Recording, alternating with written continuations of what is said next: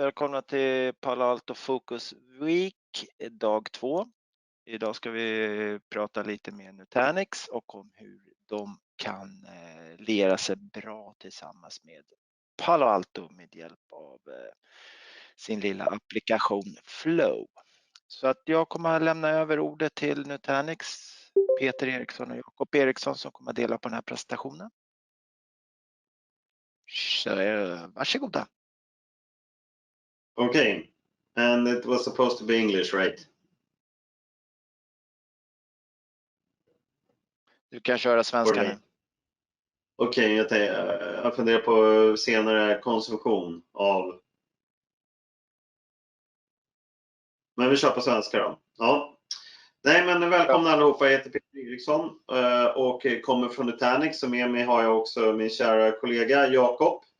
Och vi ska prata lite om dels vad Nutanix gör för att kunna bygga dels det bästa private cloud-lösningen på marknaden och hur vi sedan med hjälp av Nutanix kan bygga också en hybrid cloud-lösning och hur man hanterar det på ett säkert sätt tillsammans med Palo Alto. Så det är lite målet med den här sessionen och vi har kallat den här sessionen Security in the Hybrid Cloud Era with Nutanix and Palo Alto. Building and bridging your private cloud to the public in a simple, secure way. Securing your application and your data in the hybrid world. Och skälet till att vi har kallat det här är ju just det att när man bygger sin hybridlösning där man har sina egna datacenter, sitt private cloud och sen ska koppla det till sina publika molntjänster så är det rätt lätt att saker och ting faller mellan stolarna och att man inte har en 100% säker miljö. Och när man pratar molnlösningar, publika molnlösningar generellt så pratar man ofta zero trust. Så att där har man en säkerhet som utgår ifrån att man inte har någon tillgång till några funktioner förrän man helt enkelt har gett de rättigheterna som krävs. Medan man historiskt sett i datacentret har gjort precis tvärtom. Allting är öppet tills man har sagt någonting annat. Så att det här är någonting som man behöver lägga lite tid på och fundera på hur man gör det här på bästa sätt. Men till att börja med, om vi börjar lite med från grunderna här så kan man säga att molntjänster rent generellt har ju förändrat hur vi arbetar, hur vi tänker både privat och på jobbet. Och när vi pratar privat så har ju, om någon form av tjänst som man ska konsumera ska få ett brett genomslag så krävs det att den är enkel att hantera, den är liksom enkel att köpa, det ska vara lätt att få en ny funktionalitet i den och så vidare. Och här brukar jag ge en del exempel, allt ifrån att jämföra med sin gamla Nokia 3310 och en ny iPhone eller en ny Android-telefon. När man får ny funktionalitet hela tiden, man laddar ner nya appar när man behöver dem och så vidare och så vidare. Man köper ofta det man vill använda just nu, inte vad man behöver använda om 5 år. Och när man väl köper någonting så vill man använda det direkt. Och om man tittar på lösningar som Netflix till exempel så till och med min pappa som är 85 år klarar att installera det på sin TV. Men oftast så är det inte så här när man kommer till jobbet. Och när man tittar på vad företag säger att de ska göra framöver så menar de flesta mellanstora och stora företag att de kommer gå i närtid till någon form av hybrid och multicloud-lösning. Och de säger också att när vi går till molnet så kommer vi använda mer än en leverantör av molntjänster.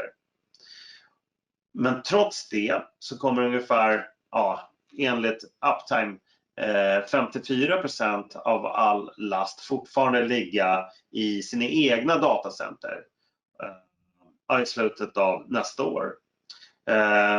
Och det här är någonting som även om vi tittar på i andra undersökningar så ser vi att många företag till och med lyfter tillbaka last av olika skäl.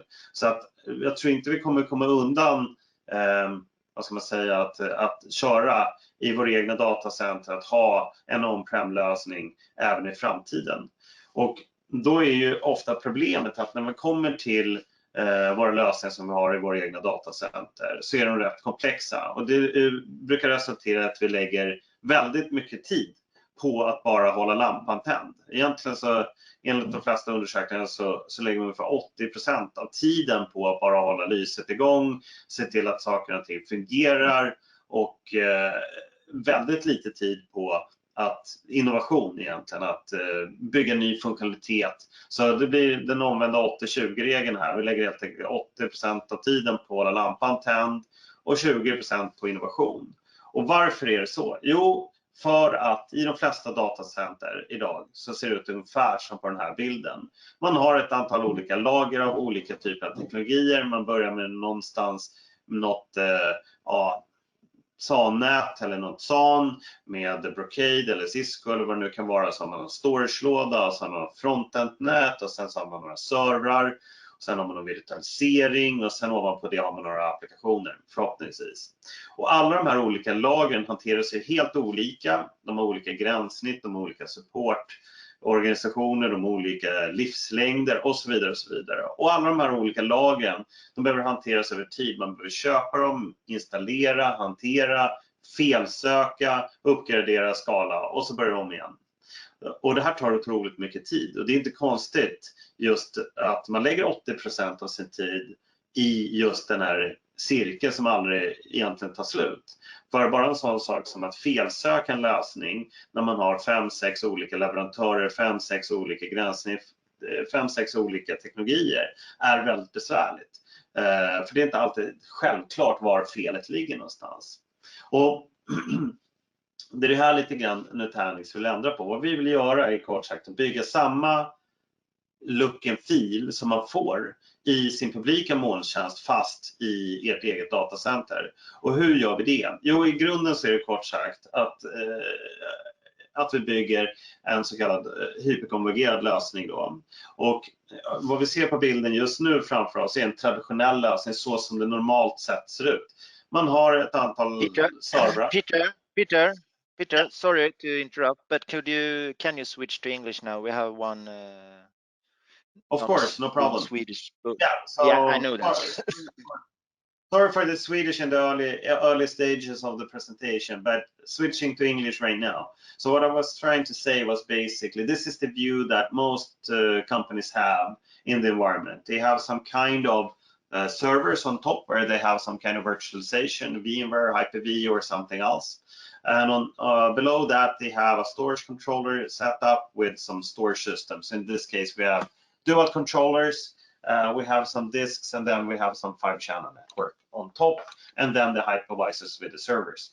So what Nutanix does is basically removing the normal storage box with all the hard drives. We put the hard drives instead in the actual servers.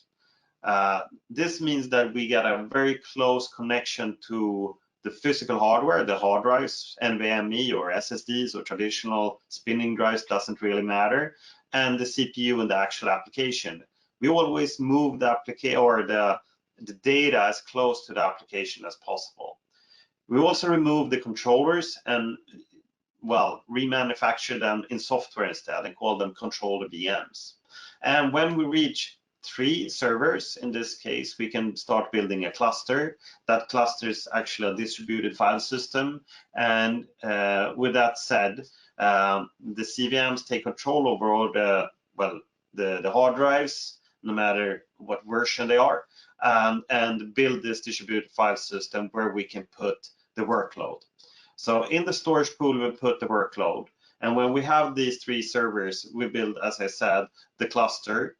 And on top of this, we have protection that's based on block level. We don't do protection on disk, we do protection on block. So basically, we have one block on one node and one block somewhere else.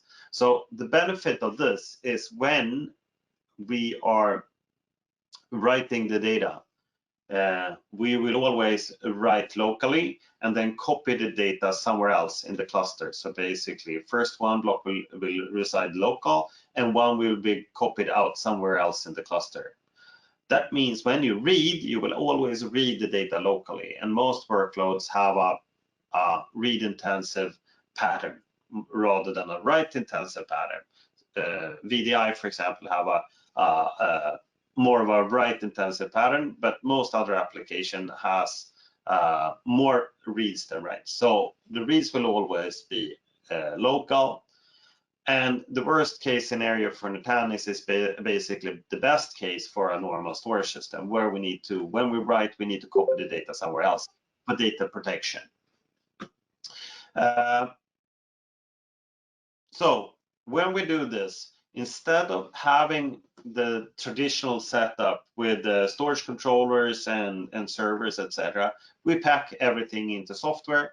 That software can reside, building the cluster on any type of hardware, basically. So we work with most of the large vendors. So basically, Nutanix is a true software solution that you can build on any type of hardware.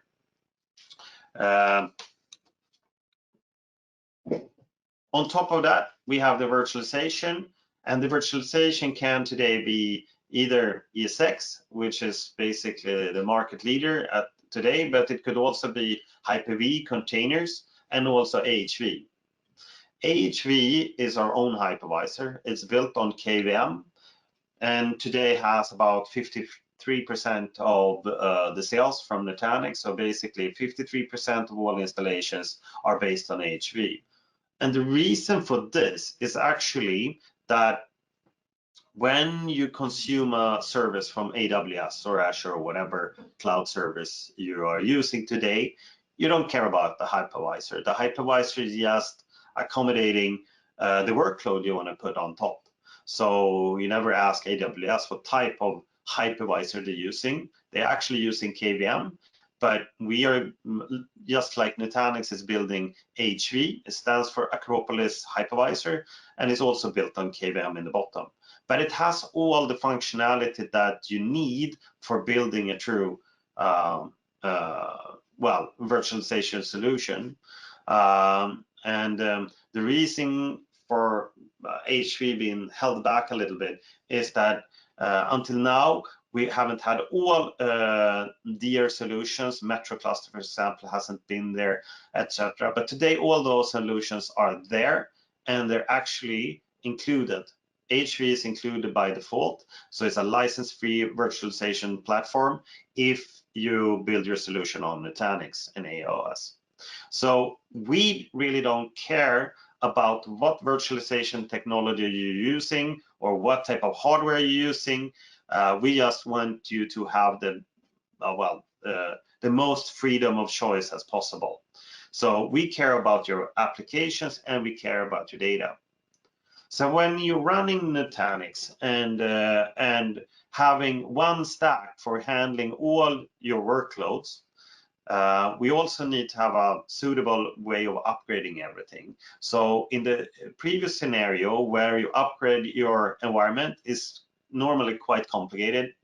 What you need to do is basically go to every different vendor, look at matrices, making sure that you upgrade everything in a correct fashion so that you have the right firmwares, right solution, right software on all levels in your environment from the storage system and upwards.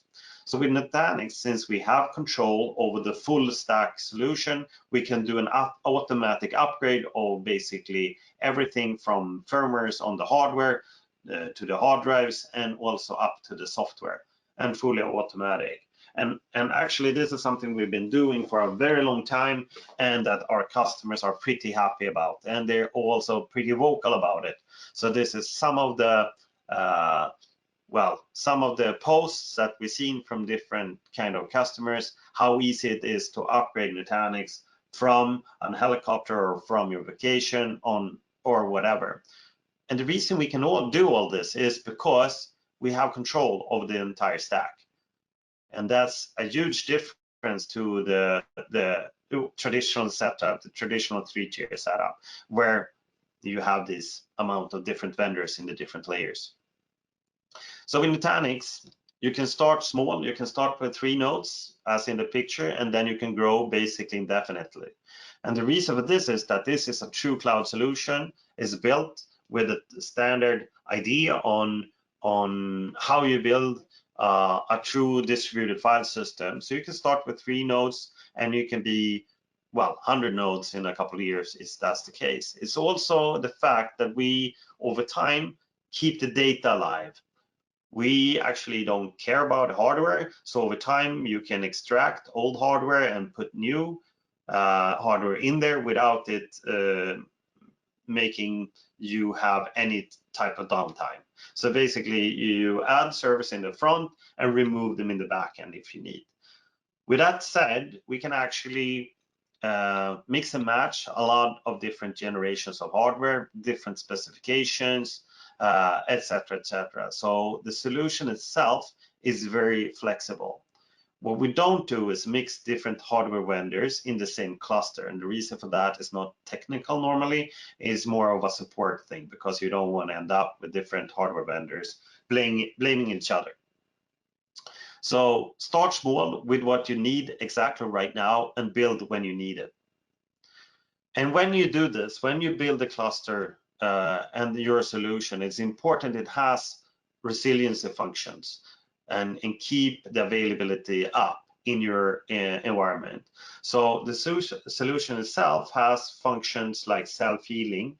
So even if you get a hardware failure like a hard drive, a memory, or a complete node, you will survive that, and the solution will rebuild itself. So in a couple of hours, you will be back at the same resiliency status that you had before you got a failure. As long as you have some overcapacity in the system, you will be able to self-heal and then get back to redundant state again. And this is just the basic protection that we have in the actual cluster itself. But going upwards, we have everything as metro cluster, asynchronous replication, etc., etc., all the way up to different type of backup solutions. So that's built in the system for giving you the highest redundancy and the highest availability that out there. So this is the reason for Nutanix being the leader and been the leader in the hyperconverged scene for a very long time. Actually, since they started calculating this, so Nutanix has been the leader for the 3 years this has been measured by Gartner and Forrester. But it's not just about your VMs. It's also about how you consume your files, your unstructured data, etc. And that's actually also built into the system itself. So basically, we're not just there for handling your VMs and your containers, but also file services, object services, and then if you need some kind of block services as well, as Gussie communicated, that's possible as well. So on top of Nutanix, we have built-in functionality for files, NFS, CIFS, etc., and also object services S3 compatible. So all of that is well a part of the Nutanix solution, and this means basically you're able to run any type of application, any type of data consumption or storage function on top of Nutanix. But how does this add up to the hybrid cloud? Well, the idea is to run all of those applications, all of those functions on your private cloud, of course, that we discussed, on any type of hardware with any type of hypervisor. But to be able to bridge this to the public cloud, and today we do this to AWS and Azure. So basically, we have something called Nutanix Cluster. AWS, we've been doing that for a while. Azure is in the previous state right now, so we have a lot of customers running it, but it will be GA in the beginning of the year. And basically, in this case, you can span your solutions from the local private cloud to the public cloud. And everything, every application that you can run locally can also be run in the public cloud, in AWS today, for example.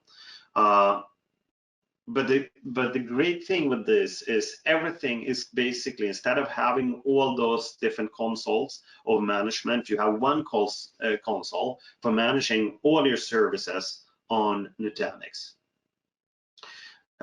So this is called Prism Central, and it doesn't matter if your applications or functions are local in your private cloud or in the public cloud. It will still be the same management interface. You will still see your resources and be able to manage everything. So why is this good? Because and what benefit does this give to you? Well, it's the same tools that you've been using before. So you use the same tools for managing your Nutanix solution on-prem, but also in the cloud. You have the ability to move your application back and forth through cloud with all not refactoring them. You have, as I said, one pane of glass where you manage everything. And it's you can choose any of the palette of services that we have. It could be VMs, it could be containers, it could be files or objects. And of course, we give high performance to your application, and you can scale and move. So we have examples for the moment where some of our customers have had issues getting hardware on site. So what they've done is basically using the licenses in the cloud in AWS instead when they are waiting for the hardware to be delivered. Because since we're a cloud solution, we can move the licenses back and forth between. It's not locked to the hardware. It's just a license, and that can be used anywhere in the cloud or on-prem, depending on what you need, and you can also move it. All of this eliminates risk, cost, and time to refactor your application to move them to cloud. You can use your cloud credits in AWS, for example, for using services there. You can use a wide difference, a variety of cloud solutions. You can use AWS on-prem and soon also Azure. And as I said, you can move your license between the different cloud types. And you have the most dependable ACI solutions in the foundation of your on-prem solution. So basically, what Nutanix want to give you is the biggest choice, the freedom of choice in terms of hardware, cloud, and hypervisor. And no matter what you want to do, we want to give you the choice to choose what's the best for you. If you want to use AWS, if you want to use Azure, we don't care. If you want to use ESX, Microsoft Hyper-V, Sensor, whatever, or H3 that's included with Nutanix, you're free to do so. Or any of the 180 server platforms that are available from Lenovo, HP, Supermicro, Intel, etc., etc. So with Nutanix, you can build a true hybrid cloud. You can build it in a very performant fashion, but the final area of concern is normally security. How do you build this solution as secure as you need in the terms of this new hybrid cloud era? And how are you fulfilling your business security needs? And with that said, I will leave the word to my dear colleague, Jakob, that can drill into the security of the hybrid platform a little bit further. Thank you very much. Awesome stuff, Peter. Let's see if I can share my screen from here on, if you want to remove your share. Yeah, I'm trying. No worries. And there you go. Hopefully you see my screen correctly now.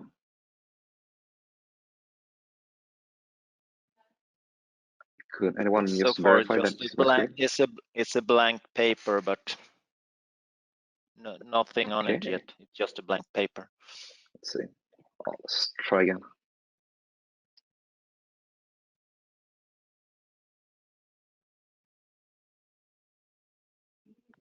Now, security in the hybrid cloud era.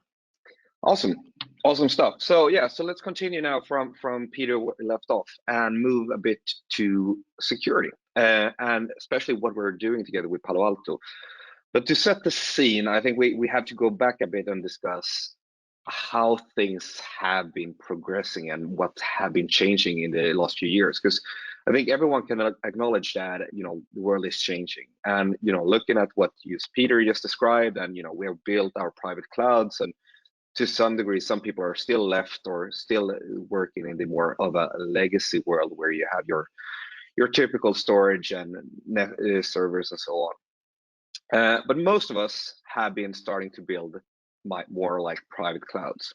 And then we had this idea with public clouds. You had AWS, you had Azure, GCP, Ali Cloud, Oracle Cloud, and so on and so forth. Things changed quite rapidly in multiple ways, both how you consume services, but also how you operate services. But I think most of us, and especially if you look at the different, Forrester, Gartner, as Peter mentioned, a lot of companies are now moving to what we call a hybrid cloud era, or a hybrid cloud, where you realize that, hey, I can't just have or live in the public cloud. I need to some degree have some stuff on premise. And you wanna, when you do this, have this to multiple environments. You wanna bridge them together to make sure that you have this consistency across the clouds. If you have the choice to move between them, you want to have that ability, so to say, so you don't get this lock-in factor. And we're looking at this as well, is that the public cloud has this completely different operational model. Peter mentioned it briefly before. So historically, you'd had eventually your VMware environment where you spun up your virtual machine, your application, whatever it might be, and it was fully accessible by everything on your network, if you didn't have this type of security within the data center. But this was typically not standard historically. In public cloud, on the other hand, for everyone who's been at least touching the public cloud in one way or another, or at least spun up a virtual machine or an application, the first thing you have to do is to add the virtual machine to a security group or network security group, depending on what language you're speaking, so to say, and pretty much define how it should be able to communicate. So by standard, it's pretty much blocked everywhere. And this is something that we have never done in the on-premise before, or at least not the majority of people. So we have to bridge these types of new thinking together. And from my personal opinion, I think that the public cloud way of working is way better. It's zero trust by the books, or so to say. Obviously, there are way more security that you have to implement, but just the idea that you set the scene for an application from day one, that how should it communicate, rather than specifying how it shouldn't be communicating. And with that, moving to the hybrid cloud era, we're seeing a lot of new things in the security landscape as well. We're obviously seeing the shift to hybrid cloud and the new operating models, but we're seeing new threats, new attack methods, vector ransomwares coming up. Compliance is becoming a big pain point for a lot of users and companies and enterprises, and obviously new vulnerabilities and more. And we're also seeing, this threat of just people being the main issue sometimes. We're having people, leaking information, secrets, or whatever it might be, to other, foreign countries or companies, competitive companies, or so on. So we're seeing this completely new type of landscape when it comes to security. And with that, we also have to look at the economy behind it. There's tons of different reports out there, saying that the expected costs or the expected market for ransomware is going to be $265 billion by 2031, and the average cost for recovering from a ransomware attack could be up to $1.85 million, and just to recover when you aggregate all the costs together. So this is a huge economy growing, and this is something that we have to think about when we are designing, what we're doing as a company or an organization. So we usually talk about this, is that this is not a single person job to secure your environment. Historically, we have started with a physical, we had this firewall, the bridge or the perimeter security, pretty much that secured that what was allowed to get in and out. And on the VMs or the desktops or whatever it might be, we had some kind of antivirus or a firewall from the operating system. This might not be enough today. We see that first of all, you need to have some kind of micro segmentation and some hypervisor security. Because if we're looking at how clouds these days work, I think I've read reports that says that 75% of the traffic is east-west. What I mean by east-west is that it's traffic between virtual machines, not in and out from the data center or from the cloud. So most of the traffic is within your data center or within the cloud. That means if someone gets in, it has pretty much full access if you don't secure on that level. But on the other hand, we see a big need for auditing, reporting, analysis, and monitoring of your environment. So you want to have this deep insight of how things behave. If something happens, you want to be able to go back in time and see what actually happened. If you have an incident, you want to go back and see, okay, what did that person or that application touch, and what could be affected? So you have the possibility to be proactive or reactive, so to say. But also we see the need of being way more isolating on a bigger level. This also applies quite a lot to how the public clouds operate. You have what we call VPCs, virtual private clouds. So you isolate environments within the clouds itself. So you have these types of security. So if an application might not be able to talk to another application if it shouldn't be there. And that's pretty much how we see it when it comes to your network security and how environments should be able to communicate. Obviously, there are way more security that you have to think about on top of this, but we are in this case talking or focusing our efforts on the networking and the infrastructure layer. So how do Nutanix and Palo Alto help here? I think there's a lot of things to do, but we start at the foundation. I think Nutanix has a product or a solution that we call Flow. It's essentially micro-segmentation. I think this is something that the industry has been talking about for some time, but very few have really implemented. And most of the time it's been a very complex, it's a huge cost, and it's very tedious and complex to implement. So where we end up is where we just discussed, is that you end up with just a perimeter firewall that protects in and out.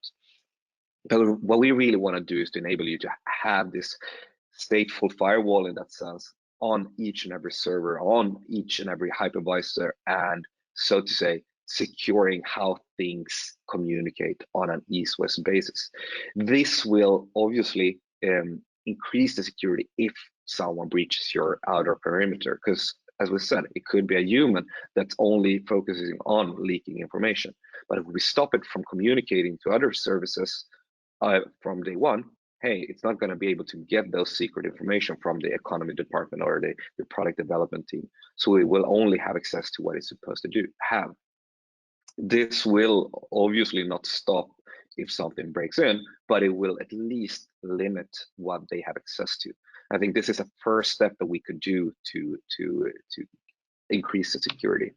And this should obviously be also to apply to both your public cloud, but also your private cloud. So this really streamlines how you operate your both clouds, and really makes you or takes you on this journey to the hybrid cloud and have one operating model for all your environments. So this is we see as a first step. We enable this by the big topic for Nutanix is to have this simple way of working, and we, instead of having these massive projects and implementing this, we do this actually by just a simple click.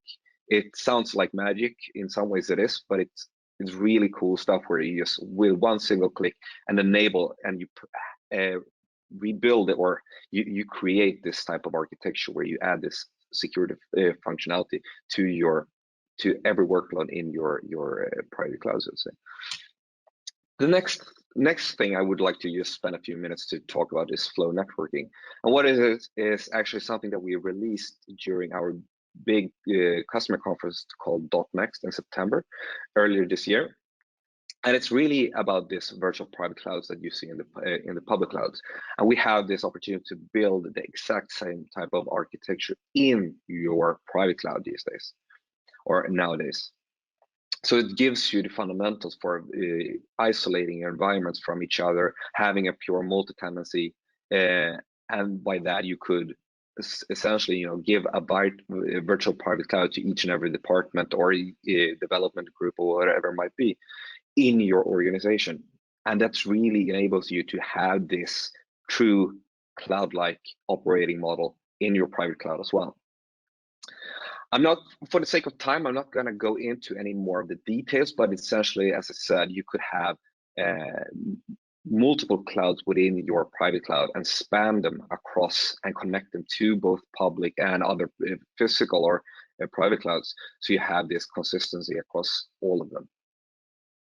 So, okay, this is great stuff, but if we're looking at how we bridge this together with Palo Alto. So Palo Alto is probably one of the leaders or de facto leaders within firewall technology and more advanced threat prevention and protection on the market today. So what we are doing is building this partnership with them and together delivering a holistic solution which take care of more inspection of your application and the flows in your system. So let's say we have this idea where we are trying to isolate as much as possible, but in some situation we have to force different departments to communicate with each other, or for that matters, let external connections into our private cloud or into public cloud.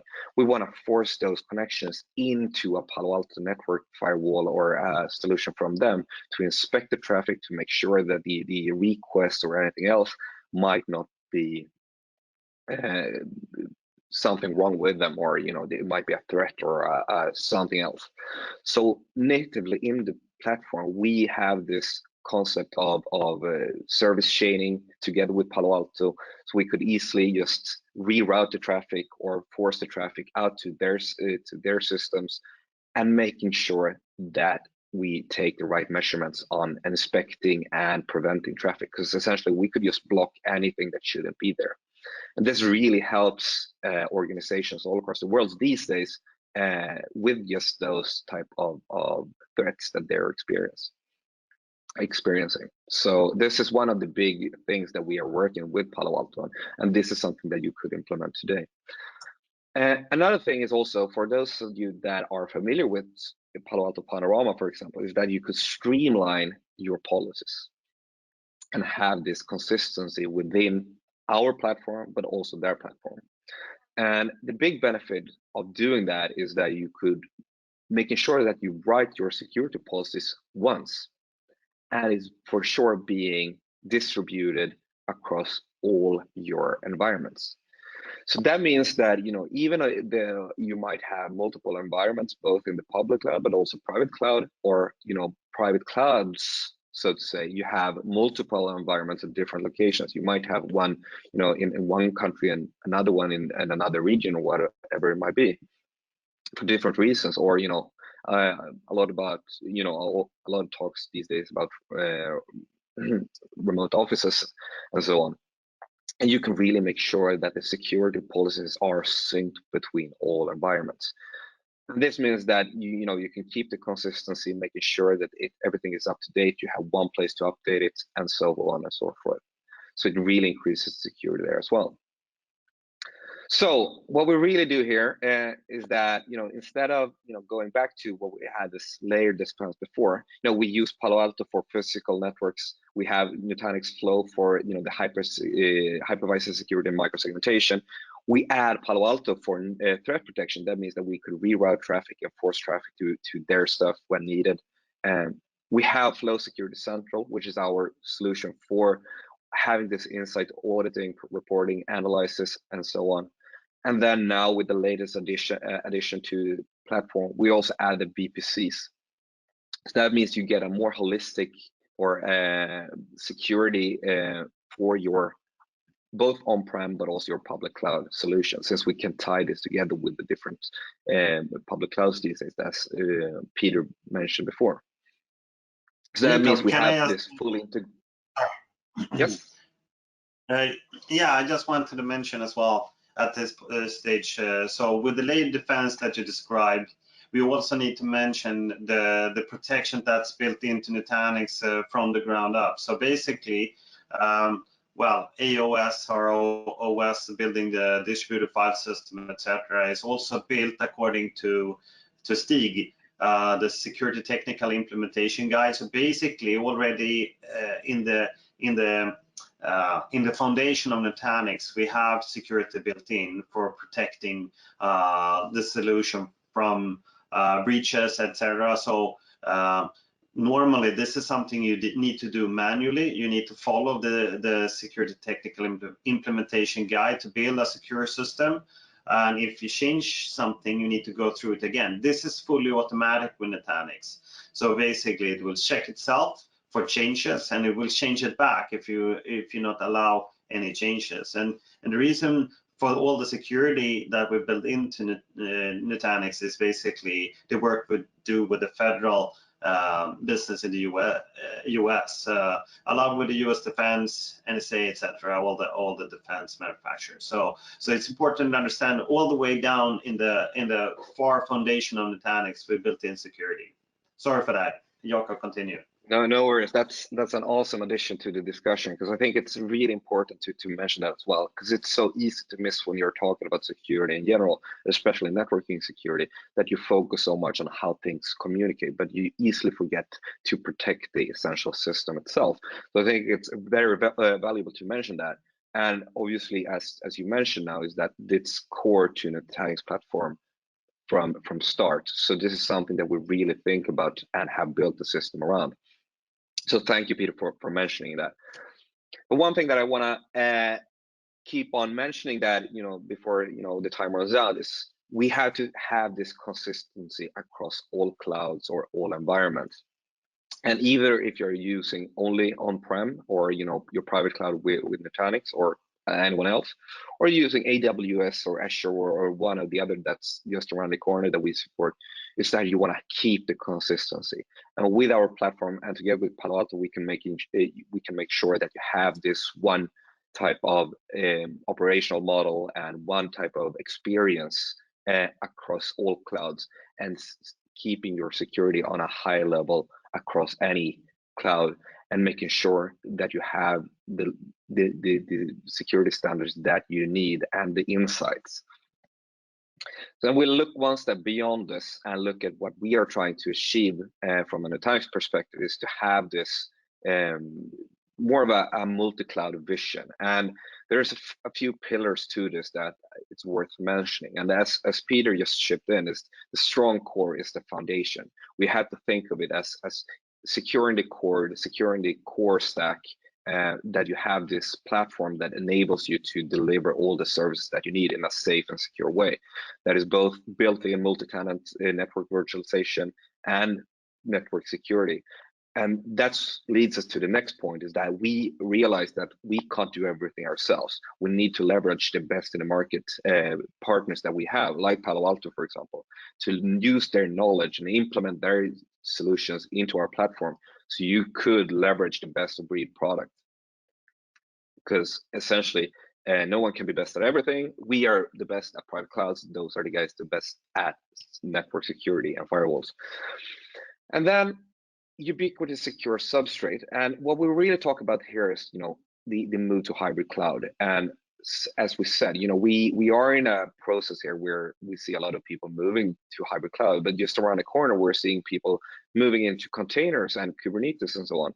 So we have to keep this consistency and have this security across every environment. So once again, I can't, emphasize enough on this, but you want to make sure that you have one type of operational model across any environment, at least from a security perspective, so you could limit how things communicate, and making sure that things are up to date when you need to make changes. And obviously, the key thing to our Nutanix story is, customer choice. We should always have the opportunity to pick the solution that you prefer, even if it's AWS or Azure, or you're on hypervisor level if you like VMware or you like Hyper-V, or using AHV, which is our own. And when you made your choices, write your application or deploy your application. But the day when you might want to move to another environment, you should have the flexibility and the freedom to do so, because no one benefits from lock-in except the vendors that locks you in and gets your money from it. But having the opportunity to move around gives you way more flexibility in terms of negotiation and cost savings, and move things where essentially is most suitable from a performance or applications perspective. So when we get to this point, we really enable you as a company to have a flexible, as secure and pretty much a best of breed solution that you can find on the market. So with that was my last slide, and I really want to thank you for time today. I don't know if we have any questions that we should take the opportunity to answer, but if there's not, it seems like you were totally clear, Peter and Jacob. No questions at all. With that, I would say thank you to Jacob and Peter Eriksson. They are not brothers, they just have the same last name. And if you have any question at all about this, don't be afraid to reach out to anyone of us at the Exclusive Networks, and we will guide you to the right person, or take it by yourself. So with that, thank you very much, guys, and thank you for those who listen in. Have a nice day. Thank you. Awesome. Thank you, everyone. Bye.